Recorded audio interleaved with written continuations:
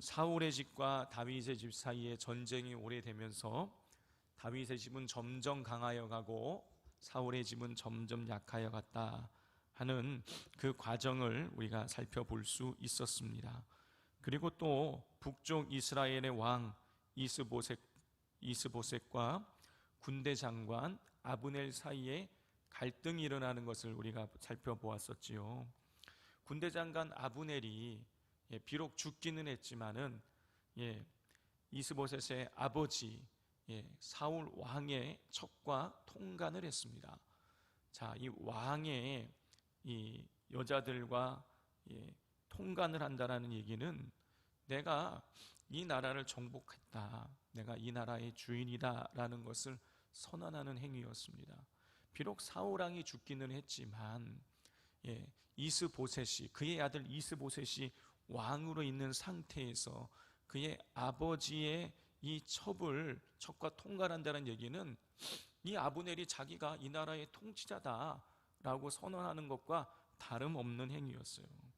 그렇기에 이 이스보셋이 아브넬에게 왜 그렇게 행하느냐, 왜 그런 일을 행하느냐라고 따져 묻자 이 아브넬은 내가 당신에게 은혜를 베풀어 가지고 사울이 죽었을 때에 당신을 다윗의 손에 내주지 않고 내가 당신을 거두어 왔는데 나에게 이런 얘기를 할 수 있느냐 하면서 오히려 적반하장격으로 이스보셋을 나무란 것입니다. 둘 사이가 이렇게 해서 갈라지게 된 것이죠. 자, 이렇게 이스보셋이 자기의 마음에 들지 않게 행동을 하자 이 아브넬은 이 다윗에게 이 나라를 갖다가 바치겠다 하면서 오히려 그 이스보셋을 협박을 했습니다. 이 이스보셋이 아무런 말을 하지 못하는 것이죠.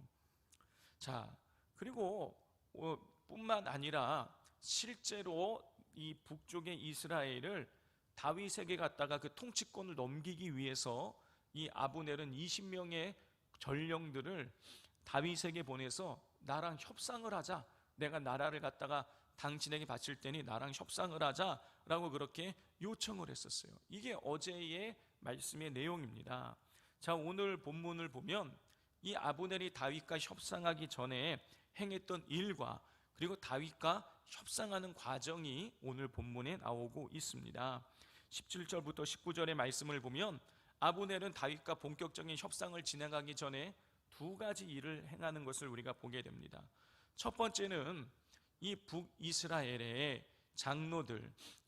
장로들을 찾아가서 만나는 것이었고, 두 번째는 사울이 속한, 이스보셋이 속한 이 북쪽 나라를 형성하는데 결정적인 역할을 하는 베냐민 지파 사람들을 만나서 설득하는 것이었어요. 자, 아브넬은 이스라엘의 장로들을 만나서 이렇게 이야기를 했습니다. 17절, 18절 말씀을 같이 읽겠습니다. 아브넬이 이스라엘 장로들에게 말하여 이르되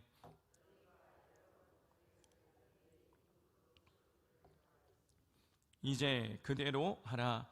여호와께서 이미 다윗에 대하여 말씀하시기를 내가 내 종 다윗의 손으로 내 백성 이스라엘을 구원하여 블레셋 사람의 손과 모든 대적의 손에서 벗어나게 하리라 하셨음이니라 하고 그랬어요.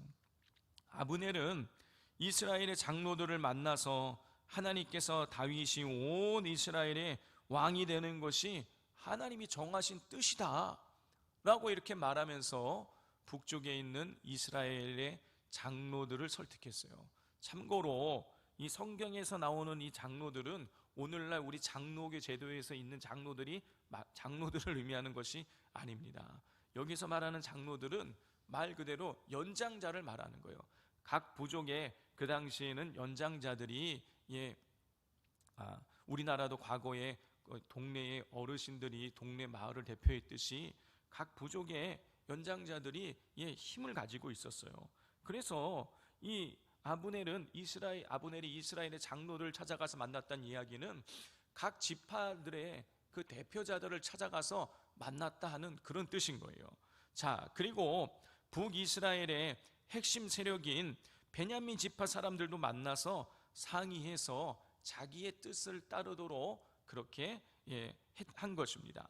자, 이렇게 아브넬은 북이스라엘의 핵심 세력들을 자기 쪽으로 규합한 다음 나라를 다윗에게 넘기기 위한 협상을 하기 위해서 직접 헤브론으로 찾아가는 것이죠. 아브넬은 20명의 군사들과 함께 다윗을 찾아가서 만나게 되는데, 이때 다윗은 자기를 찾아와서 나라를 바치겠다고 하는 그 아브넬에게 큰 잔치를 베풀어서 그를 융숭하게 대접을 해 주었습니다.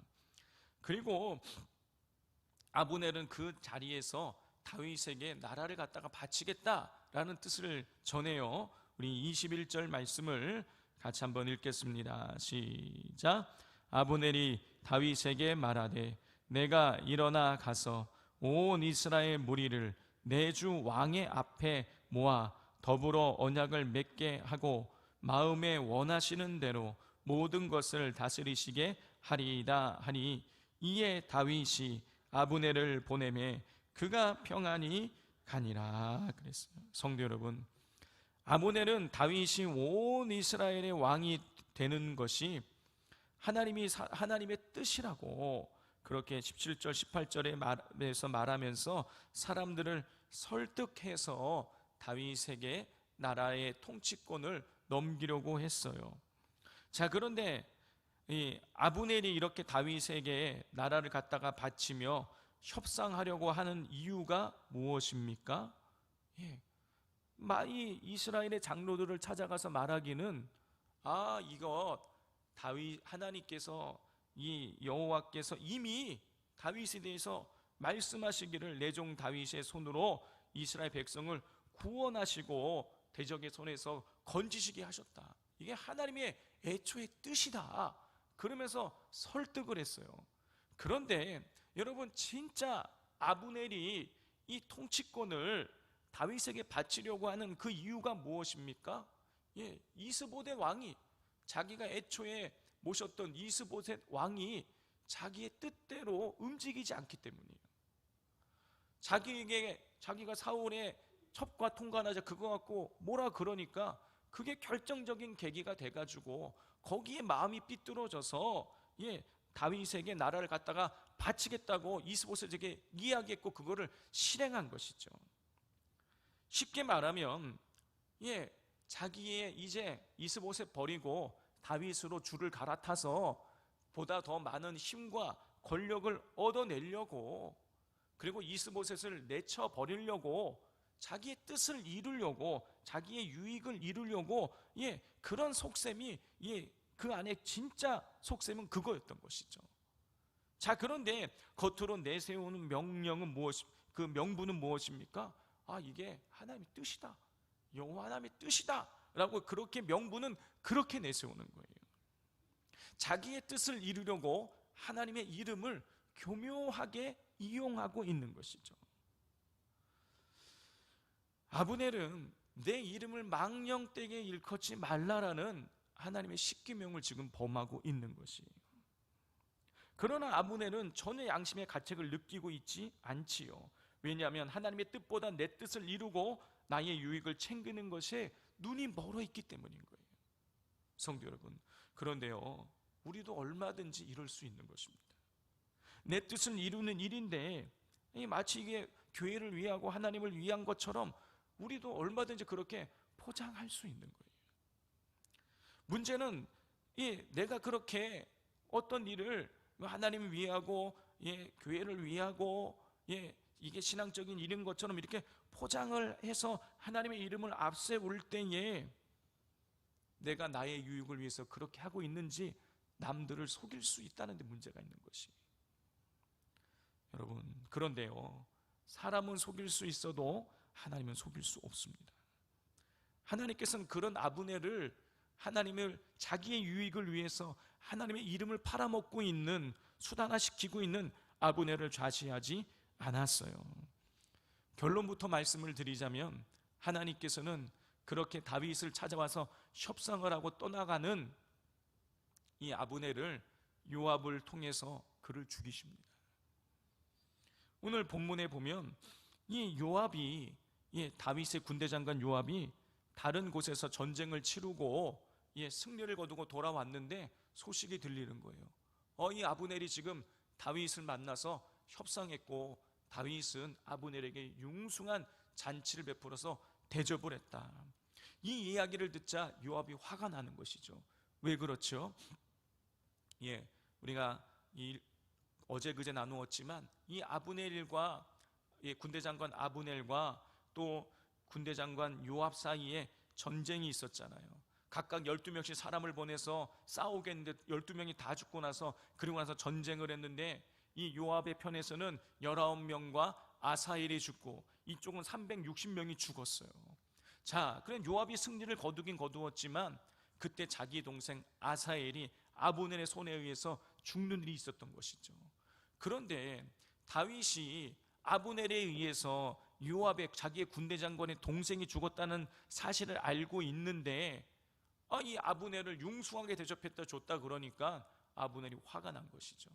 그래서 요압이 화가 난 것이죠. 그래서 요압이 자기의 동생을 죽인 이 아브넬을 쫓아가서 결국에는 죽이게 되는 것입니다.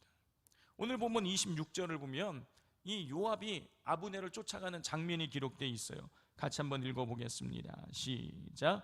이에 요압이 다윗에게서 나와 전령들을 보내 아브넬을 쫓아가게 하였더니 시라 우물가에서 그를 데리고 돌아왔으나 다윗은 알지 못하였더라 그랬어요. 요압이 자기의 군사들을 풀어가지고요 아브넬을 생포해서 끌고 오게 한 거예요. 이게 이제 내일 되면 이제 죽는 장면이 나오는데 이렇게 되는 것입니다. 결국에는 하나님의 이름을 팔아서 나의 유익을 구하는 그 사람들을 하나님 좌시하지 않는다라는 거예요.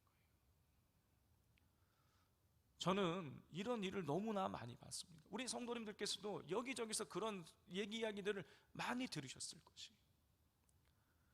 하나님의 일을 하는 척하면서 자기의 유익을 챙기려고 하는 그 사람들을 하나님 그냥 놔두지 않으세요. 반드시 하나님께서 그 일들을 심판하시는 것이죠. 그러므로 여러분, 우리가 주님의 일을 할 때에 또 우리가 조심해야 되는 것입니다.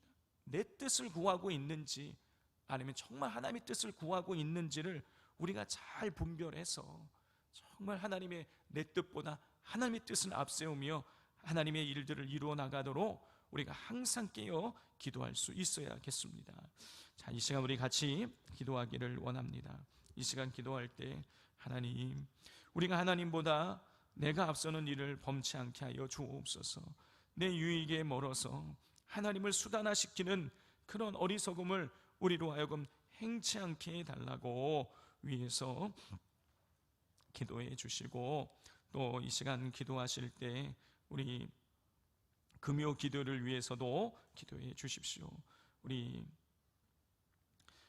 건축을 앞두고, 모든 교회들이 건축을 앞두고 정말 생각지 못한 어려움과 시험을 만나서 휘청휘청합니다.